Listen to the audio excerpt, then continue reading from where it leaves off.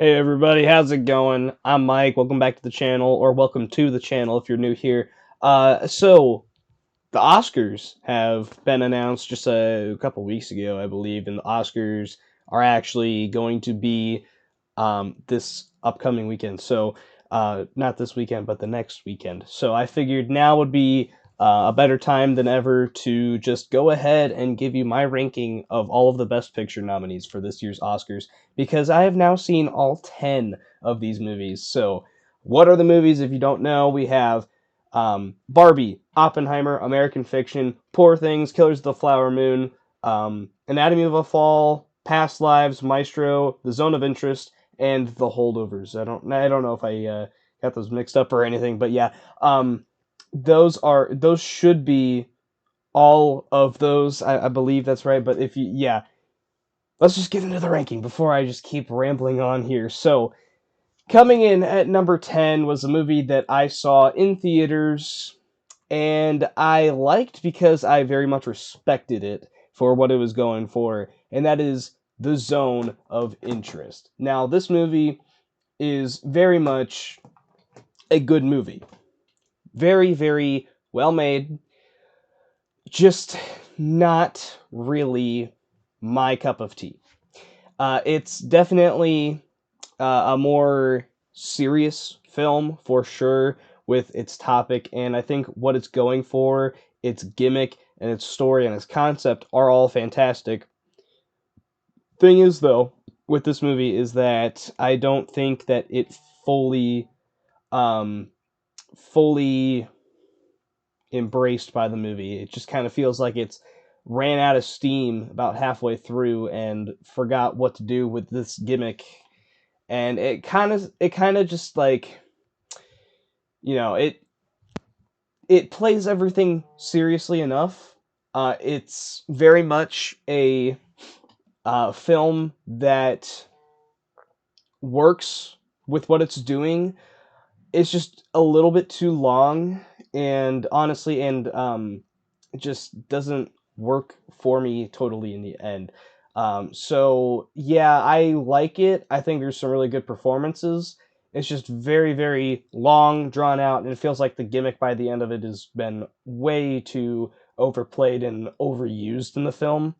For an hour 45, it felt very, very slow and boring, and that's not a very long movie, especially compared to a lot of the other movies on this list.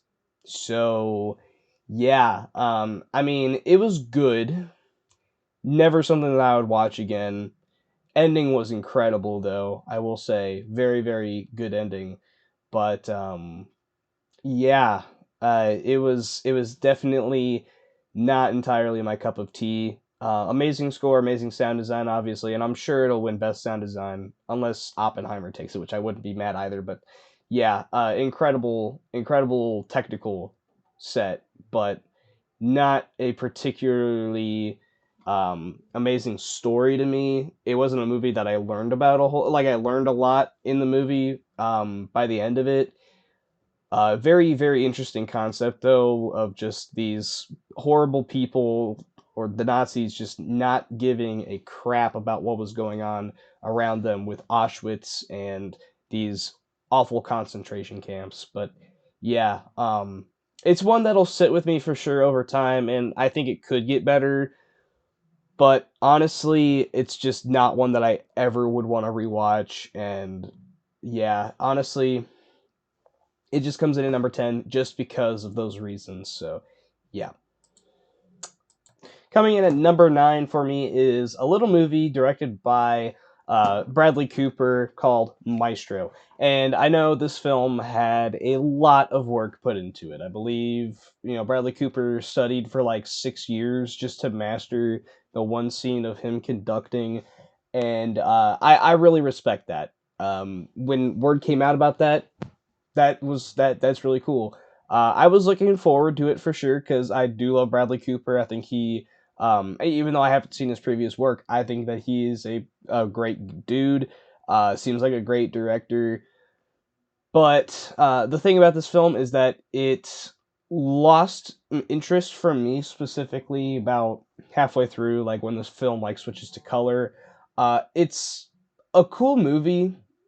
It just honestly kind of loses me in spots. It's got great performances. Obviously, Bradley Cooper is fantastic. He put a lot of effort into it, and you can tell. Like transformed his face to look like Leonard Bernstein, and it was great. Carey Mulligan's great in it, obviously. Um, just not a particularly rewatchable film, unfortunately. It's a cool movie. I definitely respect it, but yeah, it was cool. Not like totally in love with it like some people are, but it is a very very respectable film. Really like it.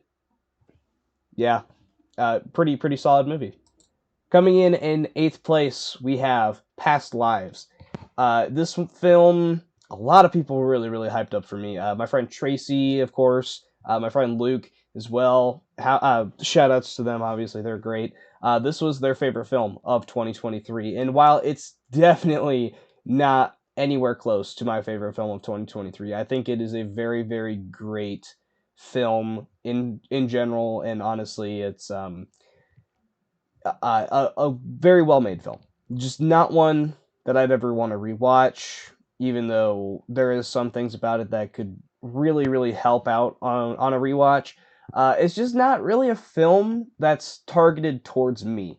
I think it's a well made film. Obviously, it's A24, so it piqued my interest from that just alone. And also, a first time director, Celine Song. She was fantastic directing this one. Just honestly, it's a great film, very very well made film. It's just one that I never would have rewatch, or I would never rewatch this one. And also, it's just some of the characters that didn't really pique my interest. Honestly, some of the dialogue as well here and there is a little shaky, but yeah, honestly, very very well made film. Um, Definitely respected the hell out of it for what it was made for. Also visually stunning. Fantastic performances. The ending is phenomenal. It's just not a film particularly made for me. But yeah, great film. Glad people love it. Just like I said, not particularly for me specifically, but I do really, really respect what it was going for. Another film that you would never think is particularly made for me is Barbie. Now, this film, I saw it in theaters with my mom. She absolutely loved it. I really, really enjoyed it the first time I saw it. And honestly, rewatching it, it still really, really works for me. It's not a particularly like fantastic film, I don't think. Some things in it are a little bit too like f the patriarchy for me specifically because I'm a dude, and it's just like okay, yeah, maybe you're taking this a little bit too far. Like America Ferrera, like the whole, she's trying to take the Barbies out of a trance by saying basically just like preaching f the patriarchy. It's just like okay, okay, I get it. Um, but yeah, it's a very very well made film. Obviously, Greta Gerwig is a fantastic director, amazing performances. Which were absolutely snubbed specifically for Margot Robbie, and then also Greta Gerwig getting snubbed was awful. Ryan Gosling's fantastic in the film. And honestly, I think that this has probably like the best production design of the entire year. I mean, Barbie Land, obviously, that is an amazing set piece. The amount of color and craft put into that film is genuinely stunning. What was done with this film in general, like the dance sequences, the music, um, genuinely just a total, just like cute film, and I'm glad that it was made because it was probably the biggest film of last year. I mean, in terms of the box office, I'm glad it's getting all this recognition. There's just some things about it that I don't totally love. It's just a very, very, very good movie. I will say, like I said, like some of the stuff in like the third act takes me out just a tiny bit. Other than that, I really enjoy Barbie. Even though it would probably never be for me, and if I didn't have a mom like I do, I probably would have never seen it. But I saw it. I wore an "I'm Just Ken" shirt there. It's great. I thoroughly enjoyed this one, and I was going to go see it again in IMAX when it was re-released, but my theater that had IMAX near me dropped the rights to it, so that sucks. But yeah, I enjoyed it. Yeah, uh, it's a great film. I really really enjoyed Barbie. Honestly, of all of these movies, I would say probably my number six is like the most possibly rewatchable of all of these movies on the list, and that is American Fiction with Jeffrey Wright. And this film I thought was a very, very well made film. Made me laugh. Jeffrey Wright's fantastic in it, obviously. Great direction. A film that I really, really am glad that people are seeing because, honestly, if it wasn't for the Oscars, this probably would have zero recognition to it. I think it's a very, very well made film, and I'm glad it's getting nominated for all these things. I don't think it's particularly the greatest film to be in Best Picture, but like by a long shot. I really enjoyed it though. I think its story is great about like how it's like satirizing, you know, authors and writers block and all that. I think that's a really good concept to satirize on like May December from last year. But yeah, I thought that American Fiction was a great, great film. Yeah, like I said, not particularly like a film that I would think would get nominated for Best Picture, but I'm really glad it is. Could be a pretty good upset, honestly. So, yeah, great film, obviously. Jeffrey Wright, fantastic as always. Whenever you're using something, Sterling K. Brown was awesome. Glad he was nominated. I would pick other actors over Sterling K. Brown for Best Supporting Actor, but he was great. I'm glad he got nominated. So yeah, comes in at number six. Cannot wait to rewatch that movie too. The last film I checked out for my Best Picture binge is Anatomy of a Fall. Now, this one, coming in at my number five, is a film that took me forever to watch because I was waiting for it to hit Hulu because Neon films always go to Hulu, right? I guess not because this film was taking forever to come to that damn streaming service and it released in October, so I'm surprised it didn't go there. But yeah, my theater didn't play it, so I just went to Voodoo, hit rent, checked it out, and it was fantastic. Just as fantastic as everybody was saying it was. Glad this one is getting the Best Picture nominee, but why did France decide to send in another film instead of this for Best Foreign Feature? It'll baffle me until the day I die that this didn't get up there for Best Foreign Feature. I mean, same thing with RRR for India in Best Foreign Feature from 2022. I think that was an absolute snub that didn't get in. But hey, I mean, I guess some countries just don't know the right um, Best Foreign Feature to throw in for the Oscars. But hey, Anatomy of a Fall, fantastic film. I mean, Justine Triet, amazing direction, great script.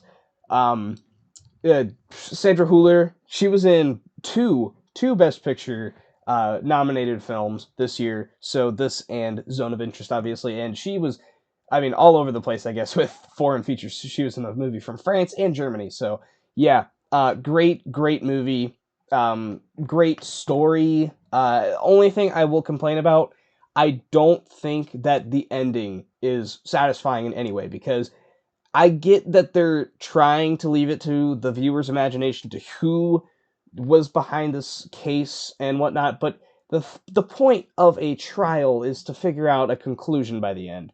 And I feel like they just kind of leaving it to the imagination is not the best way to go at it. But hey, great film. Glad I checked it out finally. 2.5 hours flows by like really, really fast. Feels like an hour and a half. Great film. Loved it. Absolutely loved Anatomy of a Fall. And also, if I was picking Best Foreign Feature, this would probably be my number one. But yeah, it was fantastic.